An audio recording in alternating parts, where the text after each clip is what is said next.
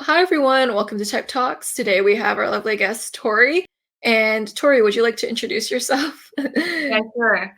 So I'm Tori. I'm also an INFJ, and I have a typology channel as well. Like it's also on like MBTI and sometimes Enneagram types. Yeah, happy to be on this show. That's great. And today we'll be talking about Asian philosophers and their personality type. And so, disclaimer, we don't know a lot about these Asian philosophers. I just read a few summary paragraphs. Corey has read some books on these philosophers, but they're very undeveloped preliminary typings, but we're still going to give it a go. So, let's get to it. Tori, what are your typings of these Asian philosophers? I mean, like the most obvious one is like Confucius, which I think pretty much everyone agrees is ISTJ. Like that one has no controversy over the typing. Yeah, I could Yeah. totally see ISTJ. There's a quote by him that is like, life is simple, but men insist on making it complicated. And I'm like, Yeah. my ISTJ dad has said like keep it simple, like, and my ESTP brother has said keep it simple to me so many times in my life. So I Oh think it's like God. it has an S, like there's an ST-ness to it too. So I Yeah, could my definitely mom see too. Confucius being an ISTJ, if that makes sense. Yeah, my mom is a ESTJ, and she always tells me that I think too much, most of the time. Yeah, it's like my dad is like, "Why are you making this like so complicated? It's just this." And I'm like, "Oh my." So yeah, it's very like ST to go like keep it simple. Yeah, and I also think that he has like a lot of like ethics, which I think is interesting. I mean, it's a very like SJ type of ethics, but at the same time, I think some of it is probably universal. Just like the idea of, I think like do not do unto others what you don't want to do unto yourself. I mean, not the exact quote, but just like roughly. He has like a lot of like views on ethics and how I think there's one that I actually like is about him saying it's like I can't translate it exactly because it's in Chinese, the version that I know, but it's basically like you have to like work on yourself and then like have a good family and then lead in a career and then like proceed to lead the world. So it's more like starting from small and then going outwards, which I really like because I think a lot of people try to start outwards and then go back, but it doesn't really work that way, in my opinion, because if you have like a really messy life or you don't or you like abandon your family, then if you try to lead others, it's like leading by example. People are gonna see that you're not they're not gonna trust you in a sense. Yeah. There's some SINE like access Mhm. going on in his writing Yeah, because it's yeah, all about exactly. incremental Mhm. SI building. So it has this like sequential building up slowly that like SINE does. So I saw that access in him. Yeah, I So see that a lot ISTJ makes too. sense. Yeah, and he has a developed NE, so I'll give it to that. Like he seems to have a lot of like, I mean, even though he likes to keep it simple, but he also has a lot of like, um, I guess observations and insights in his own way. So, and he like has a lot of students that he seems very patient with them. So maybe it's like the developed NE part. I don't know. Like he's not like as inflexible, I guess, compared to some of the other ISTJs. But I could be wrong because this is like a very preliminary understanding of him. Yeah. I mean, the second runner-up for Confucius is a possible INTP too. So that's like there's space for that based off the limited information we have. We're like ISTJ, but we could totally change our minds in the future. Yeah. So what are the other people you've typed to, Tori? So there's this guy called Mencius. I mean, his actual name is Mengzi, but I guess like they have to like make it more English for people to pronounce. And he just like strikes me as an NF type, but I honestly cannot tell at this point what his exact type is because he talks about like the importance of virtue and like virtue in leading people, I guess. And he says like people all have an innate desire to be virtuous, but it comes out sporadically. And I forgot the reason why, like he explained it, but basically he says like the best way to have more virtue is to really like I guess like he talks about like having virtuous leadership, because once people see like their leaders being virtuous, they would like follow automatically. Whereas if they are like led by tyrannical people, then they would also become tyrannical. Just like I guess the societal model. And I think he's unique though, because in a STJ like structure, he is talking about NF stuff. Mingxi, I hope I'm saying it correctly. He has like really NF vibes, like he's one of the NFs. He talks a lot about human nature, and he has a very idealistic look on people, which is like screams NF. It's like a hippie talk about people, values, and like he talks about how people aren't inherently good. And I felt like there's a very like faith in humanity that like NFs tend to have, because they want to believe in the best of people and they want to like actualize their ideals in humanity. And I think Mengzi has like those NF beliefs. So I think that he's one of those. Yeah, meanwhile, I'm like more cynical than him. Like, if I'm a philosopher, I wouldn't say that necessarily, but yeah, he's a very idealistic NF for sure. And yeah, but I guess like he made a good point about the how people would be shaped by their leaders and environment pretty easily. And he says that people have innate goodness, but it has to be like expanded upon, which might not be the best translation, but it has to be like expanded upon through their environment and through the leadership and influence, I guess. And yeah, I think that's my brief understanding about him. But I have more to say for the next one, so we can like maybe talk about the other guy, which is a very famous guy. I think everyone, maybe not everyone, but he's like almost as famous as Confucius. He wrote like I don't know how people pronounce it in the West, but it's like the Tao Te Ching. So it's like in English it's like Tao Te Ching. That's the translated version. And I mean, you probably heard of him, right? He's so in Chinese it's called Lao Tzu, because they spell it like Laotzu instead of Zi. I guess it's like for people to pronounce it easier in English. So he is more of a Taoist kind of philosopher, and I think he's more like what's that term, like never mind, I forgot the exact word to describe his teachings, but it's more like out of the world, like more like he likes to focus on nature and not so much on sensory stuff. And he talks a lot about this idea of non-action, which I thought is really interesting, because if you are familiar with like today's spiritual teachings, there's a lot of like emphasis on law of attraction and all that. And I'm not saying that he's talking about law of attraction, but a lot of the things that he said is actually similar in terms of like vibration and all that, because he talks about like you can't force things to happen.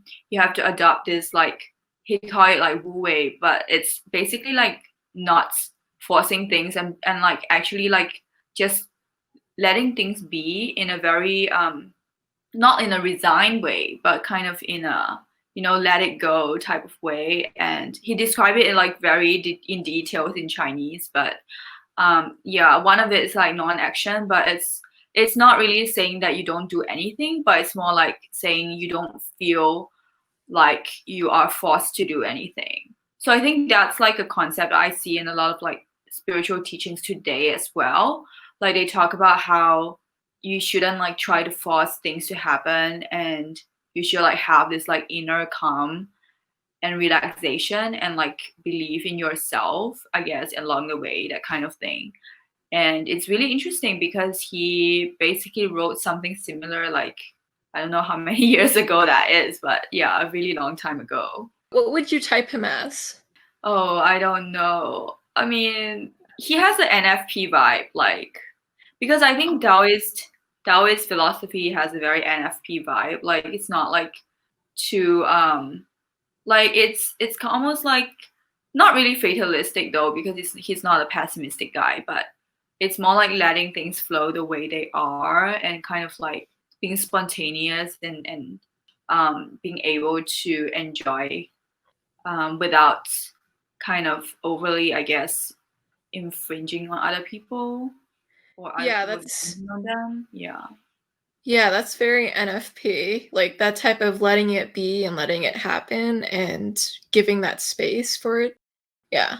I could see him as like an INFP. Preliminary typing, remember guys. Yeah, because like it's really not like definite or anything. And so let's go to the next philosopher. Who's next on the chopping board?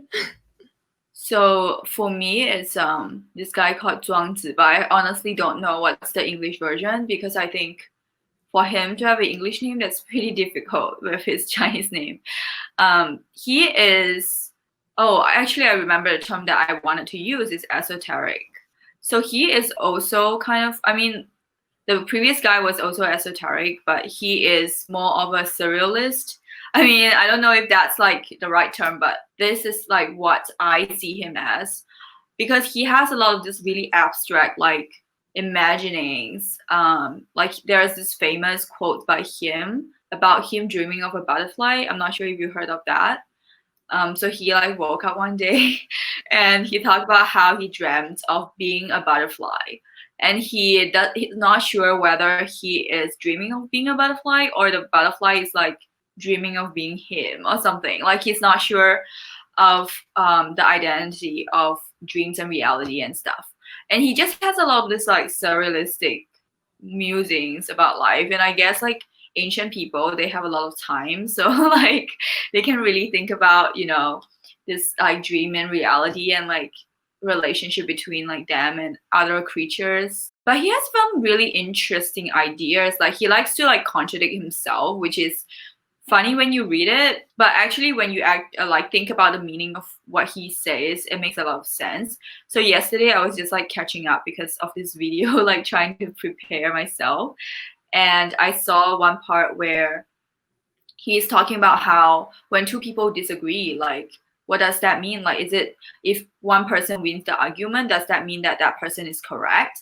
And then he asked like the opposite way, or does that mean that the person who loses the argument might be correct? Because like he has like all this like really paradoxical like conversations with himself, and then it kind of like lets you think more, reflect more about things going on, and like whether having a discussion, like when two people do not have the same opinions, does that mean that one person is necessarily wrong, or is it like they are both partially right and wrong? And then he has like this long dialogue with himself about it.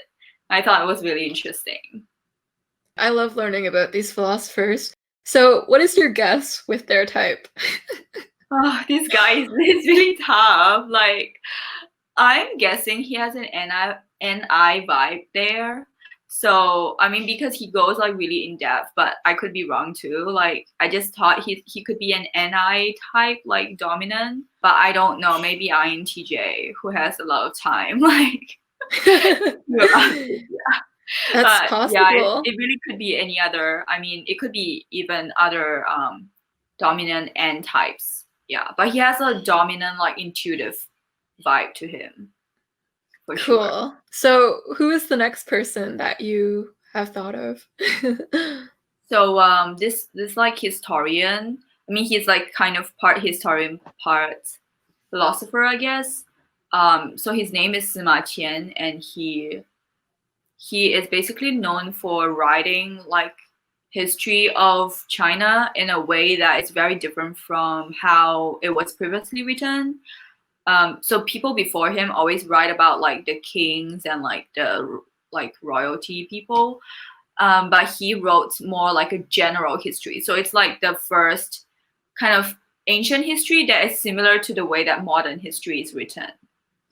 So he writes about like people's lives, like how people's lives are impacted by the changing of dynasties, and not just focusing on, you know, the royalties, but also on like civilians and on like the general population and on like the servants even. So it's more like a broad history rather than hierarchy based, I guess.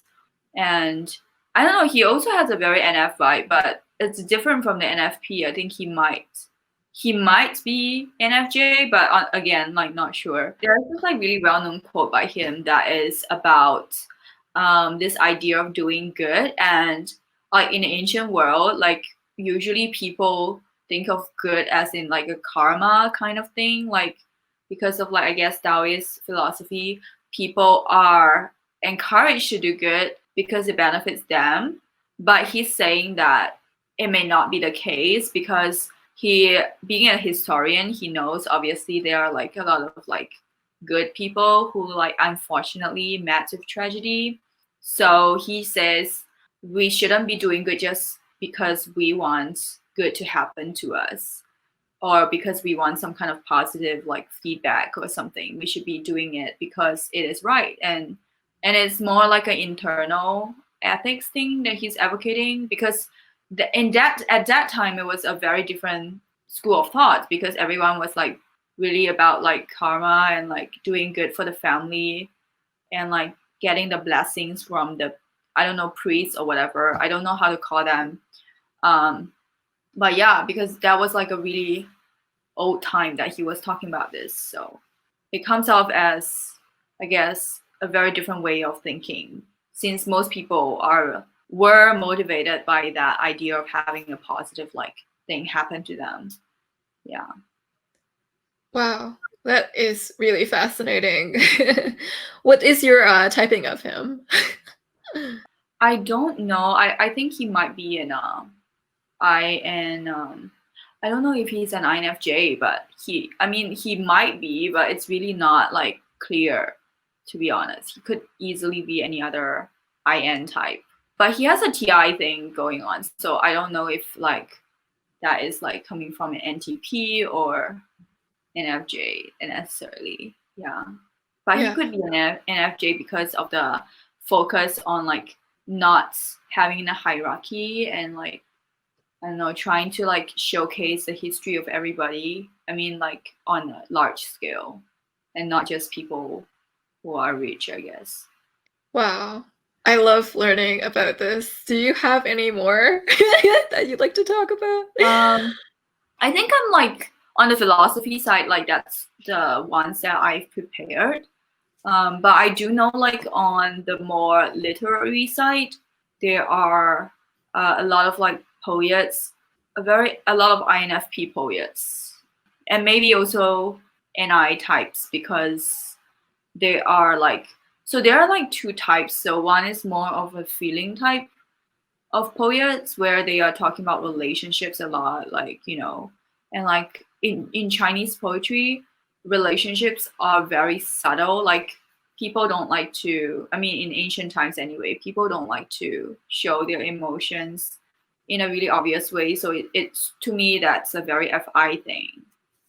Like they like to showcase it, but not in a very like, oh, I love you, like, you know, that kind of way. And I just see a lot of INFP poems going on like in the ancient world, and a lot of us like very like stylistic INFP writing, like, you know, when people are kind of expressing their love in the poem, it's so subtle. It's like maybe just one line saying like uh the people parting at a, like someone is like going on a boat to a different place, and like the scene is actually described in more detail than the emotions, but it's like referencing the emotion in some way. Yeah.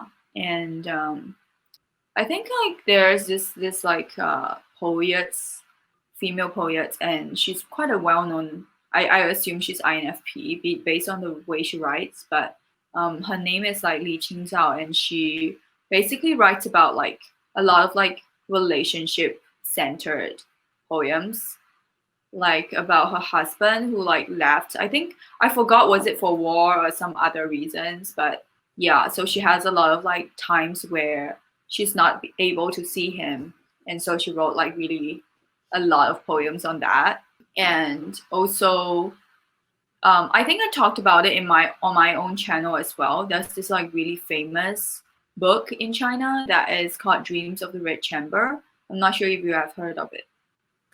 I haven't heard of it. Could you tell me a bit about it? Okay, I think it's because because your family is like censor heavy, so they're probably not interested in this. Yeah.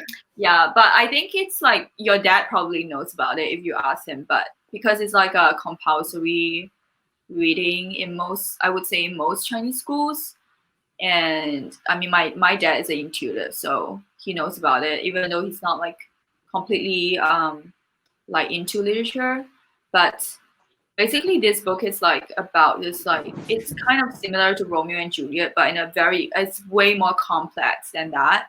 And I think the leads are both NFPs, and it's about this like rise and fall of this family. This family used to be really rich and has a lot of like relationship with officials, and then eventually it fell, and then everything fell apart. And so it's like it's kind of like a macro view of humanity, I guess, just like unpredictable, and how there's also like arranged marriage, and kind of the society versus the individual. And it's very interesting because, you know, I saw your video about the Asian family problems, and then when when I think back to that book, like that's actually literally that what the book is about too, because you have like two NFP characters who are really individualistic, and then they are surrounded by like ST people, and they have very different hobbies compared to the rest of like their family members. So there's also like this ideal, like I think it still holds true today, like ironically, there's this like female ideal woman who is an ESFJ in the novel, which I think still holds true in Asian society today. I still see ESFJ as the ideal, even in the society that I grew up in. ESFJs are like extremely popular, and it's like popular not just among peers, but also among like parents, you know, kind of like a structural popularity. I don't know. Yeah. And in that book, they talked a lot about how the parents wanted the guy, the ENFP guy, I think he's ENFP, to marry the ESFJ because she is like the ideal wife, very family oriented, very group oriented. And the one that he likes, which I assume is an INFP, is very, very like headstrong and kind of individualistic, like the FI mode.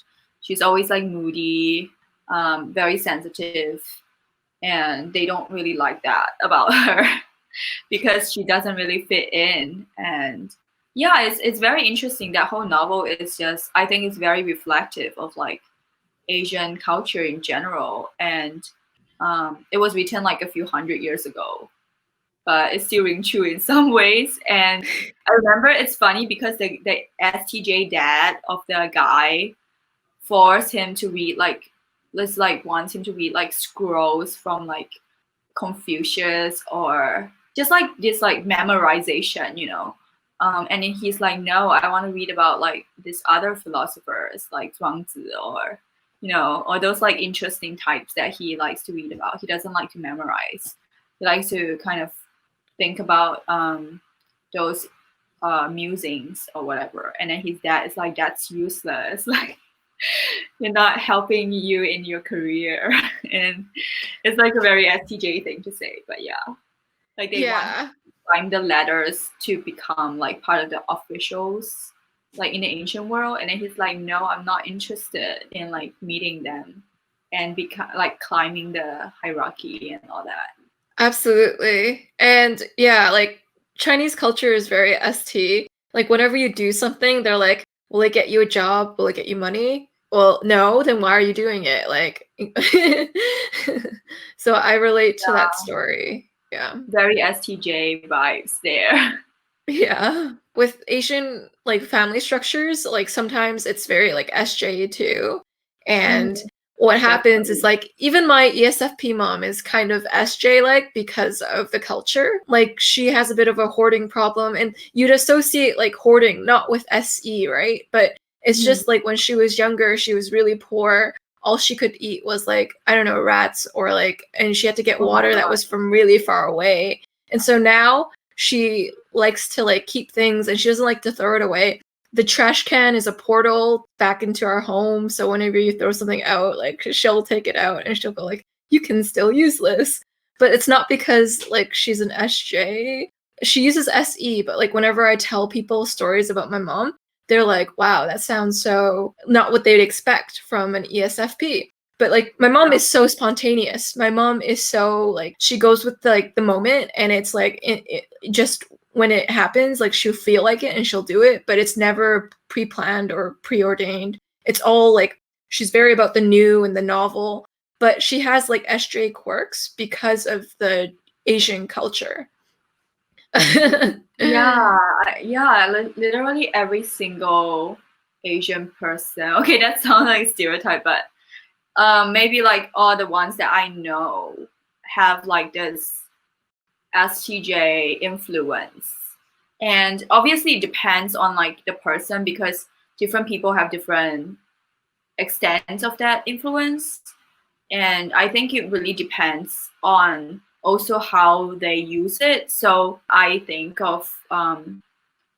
some people use it differently. So for me, I kind of try to see what's good about it and try to like use that when it's beneficial. But I don't want to like just incorporate anything that is STJ just because it's like in my environment.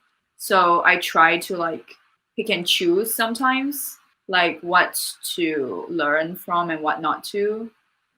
But I think a lot of people, I guess like in general society is more unconscious. So there are just a lot of things that are ingrained in people without them knowing. And even for me, I guess everybody to a certain degree. So yeah, I know of the funny thing is that I feel like a lot of Asian SP types, they are kind of conditioned to find the SJ as the ideal. I mean, like, I'm not saying again, like, not saying that every single one of them do, because I know SP types who are not like with SJs, but I know they are like, I guess in more traditional upbringing, they are kind of instilled in that idea that SJ types are like the ideal traits, whether it's like in a partner or just like in people in general.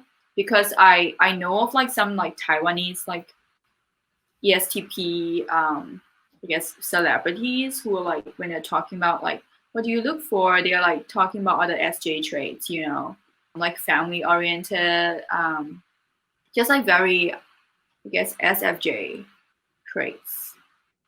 Yeah, a little bit of like an obedience thing too, which may Yeah. not sound good, but that is like an influence for sure. Sometimes I'm not like not everyone, but like a specific subsection of Asian Chinese culture has this where there's like you said like obedience culture or like you have to obey your elders and you kind of have to be subservient to them. You have to respect them like or you get punished like severely, which is like not cool, but it's like a part of it. And that's why Yeah, like people from this certain subsection of Asian culture tend to appear more SJ like. They might not actually be an SJ, but it's almost like the culture bleeds into how they appear. So a person is a mix of all these factors and the culture bleeds into how their type shows up. yeah, that's for sure.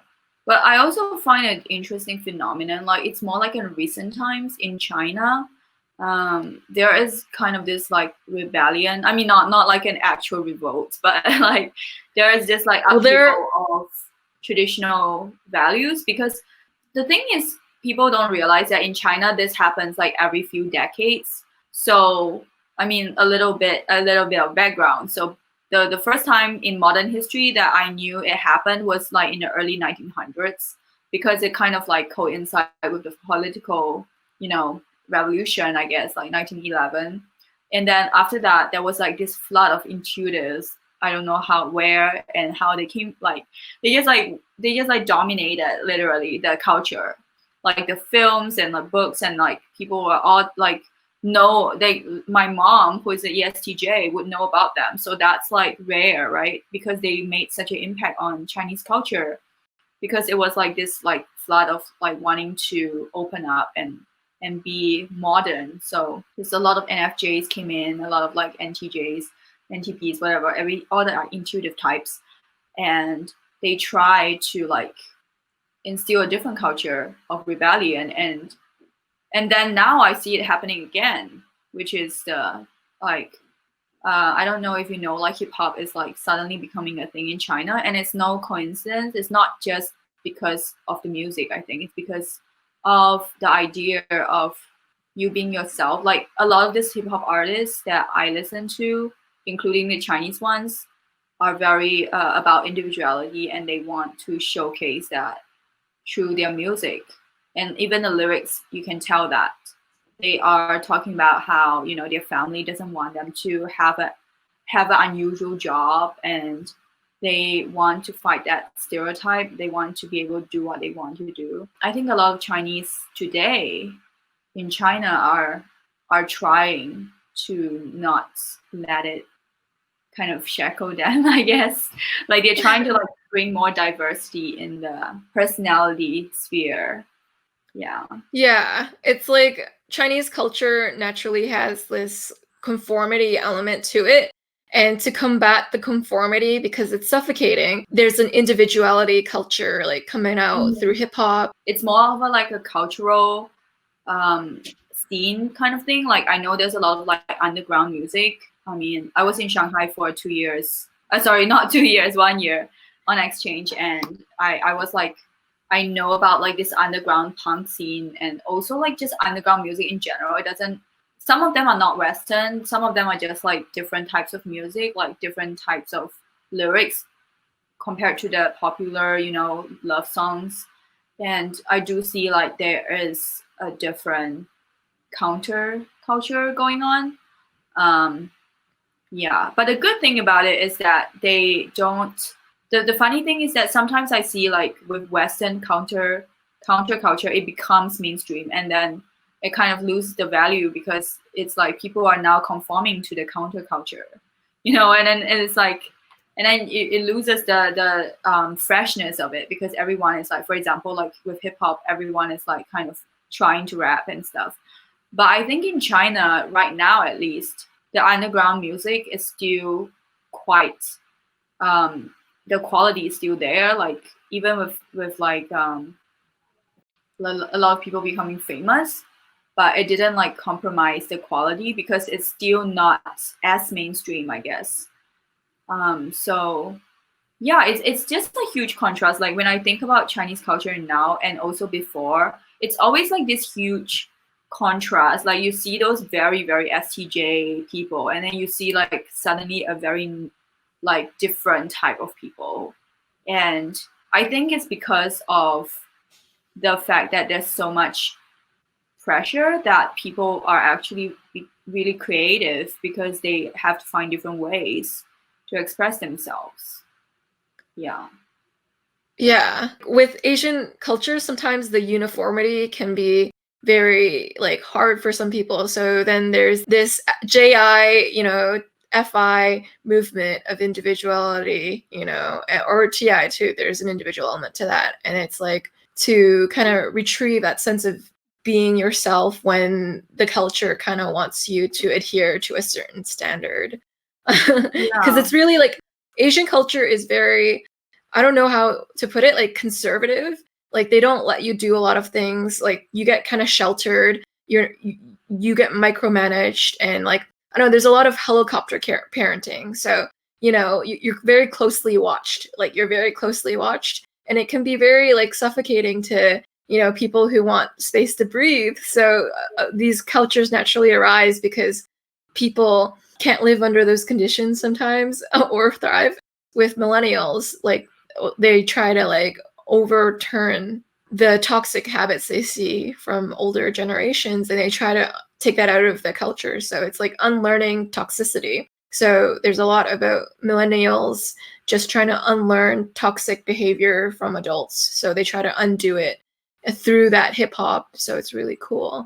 And so, Tori, I have a question for you. What were the experiences that you remembered that struck you as SJ of your family? So I think it's also like, for me, it's also like a mix of situation, because I think in Asia, obviously there are like STJ parents, but there's also like this element of SFJ.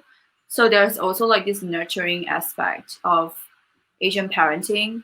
And I think I have both of that experience. So because my dad is an INTP, but I think INTPs just resemble SFJs when they grow older. If you know what I mean, like they develop their SI and the FE, and there's definitely a lot of this. Like sometimes I find it like a little too much of nurturing. I mean, SFJs, I'm okay with them. It's just they're not like stern or anything, but they sometimes like try to give you too much. I guess, you know, and sometimes I feel like, wow, and in some circumstances, I actually should be criticized, but I wasn't. And it's like the opposite, you know, of the STJ. And then, I mean, my mom is a ESTJ, but she also has like, I guess, contrasting behavior. Like sometimes she can be really strict, but other times she's very like giving. And so I think it's just like a strange mix, I guess. Like my family is not a very STJ family in terms of the overall. It's more of a mix of STJ and SFJ style of teaching. And there's a lot of also like this like protection, I think, in Asian families. Sometimes it can seem like overprotection, just like not wanting harm to get into your way by preventing you to, for example, like for a long time I didn't want to say that I was going out at night when I was overseas, because I don't want them to think like I'm going to be in danger of some sorts. Yeah. You're like very good about going out at night, which is understandable, but yeah, it can be like overprotective. Yeah, there's definitely an overprotective element to Asian families, or at least like the kind that we're talking about. For mine, I feel like it was more heavy with criticism when I was growing up. I don't know, criticism was the main form of communication. And I don't know, people talk to each other through insults. And that's like, I guess with some Asian households, that's the case. Not all, like I'm not trying to generalize, but my experience was that like, you know, you never got complimented, but if it was like something bad, they would like tell you right away, and they like smack it in your like face with words that were not very nice. So yeah, I guess I can see the good points and the bad points. It seems like your parents had a soft spot, so they were really like kind to you. Sometimes it's funny because sometimes I feel like they're overly like controlling in some aspects, and at other times I feel like they are like the other extreme, where they're like, when I think about it, I'm like, I really shouldn't have gotten away with that. Yeah, so it's like a pendulum thing, I guess. It's hard to balance, I think, for parents. And that's an interesting observation that I made about like Asian Americans and Asians in Asia. So I grew up in Asia, so I actually think that Asian American parents are stricter, because they this is just my own, like, may not be true, but my own observation. So I think the reason is because they migrated from China like way earlier, back when China was like probably under like communist rule or something. So their environment is probably like even more conservative, you know. And then like when it comes to my parents, like my dad grew up in a time where China was opening up. So, I mean, he definitely had some new ideas going on in the 80s. And even though it's not like a full opening up, but at least it was like different from, you know, older times. And then by the time he migrated, like his influence is different. So I think that kind of changed things. But obviously it also depends, like it depends on the personality types too, because he's an INTP, so he's not going to be like the stereotypical type of parent, I guess. Yeah, I have an ISTJ dad, and he's an ISTJ culture, and it's like Oh, double yeah, amplifying the that's why. ISTJ. Personality. That's probably why. Yeah. Yeah, But I for also sure. agree with your point too. You raised a really good point, Tori. And that brings us to the end of our video. Is there anything else you'd like to say? Any takeaways you'd like to give the viewers who are Asian and watching this, or from a family that they can relate to about this? I think honestly, like I'm a huge believer in individuality, and I really want to say like it's important to be authentic to yourself, and not just to Asians, but just like anyone in general. And by authenticity, I don't just mean like in the face of parents, but just like in the face of anything. Like I think some people when they want to be rebellious, they kind of like be rebellious towards their parents, but then they join like another group that force them to be obedient. So it's like you're not never breaking out this cycle, you know what I mean? Like because you're just seeking a place where you have to like listen to other people. And obviously there are good points to listening to others. I'm not saying you should like be like always rude or anything, but I think it's important to also like listen to yourself and to honor your own voice, and not to like always get influenced, I guess, by what other people or the environment try to make you become.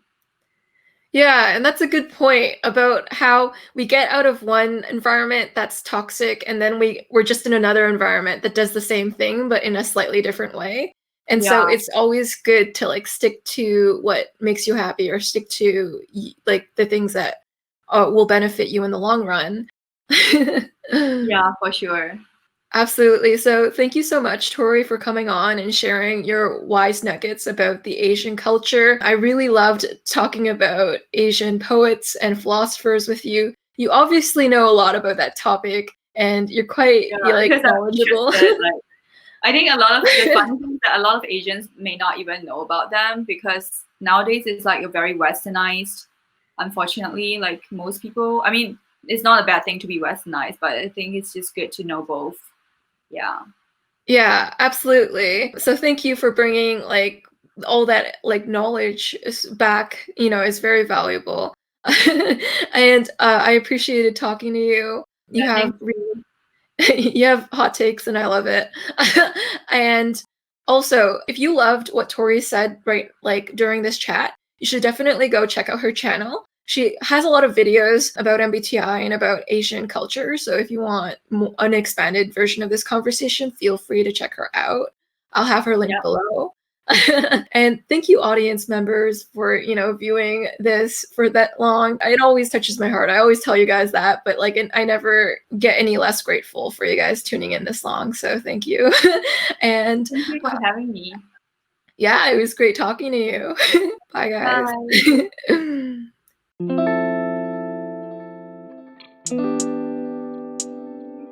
Bye.